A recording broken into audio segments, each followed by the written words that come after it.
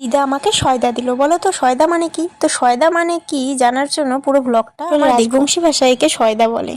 তোমরা জানলে অবশ্যই কমেন্টে বলো। Hello everyone. এই গরমে কিছুই খেতে মন চায় না, আর সকালে উঠে আমি চা খেয়ে পূজা দিয়েছি।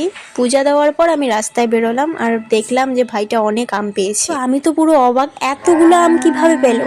এতগুলো আম তো কুড়িয়ে পাওয়া যায় না। এগুলো আম আসলে আমার বড় মা ওকে দিয়েছে। সব আমই ছিল পাকা, আমার তো দেখে লেউ লেগেছিল।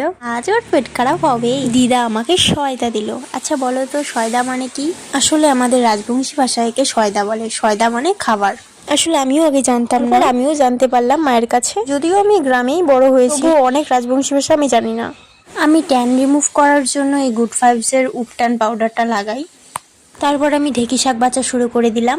আর ঢেঁকি শাক যেমন সবুজ, ওরকমই সবুজ পোকাও ছিল ওখানে, তো সেগুলোই বাছছিলাম। তারপর আমি আখের রস খেয়ে নিলাম গরম থেকে বাঁচার জন্য। গাইস, মা যেহেতু আখের রস খায় না, তো বাবার জন্য এনেছি, বাবাই খেলো।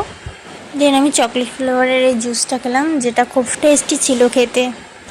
আর তোমরাই দেখে বলো তো গাইস, এটা কি বিস্কুট? এটার নাম কি? এটার নাম মাল্কিস্ট বিস্কুট।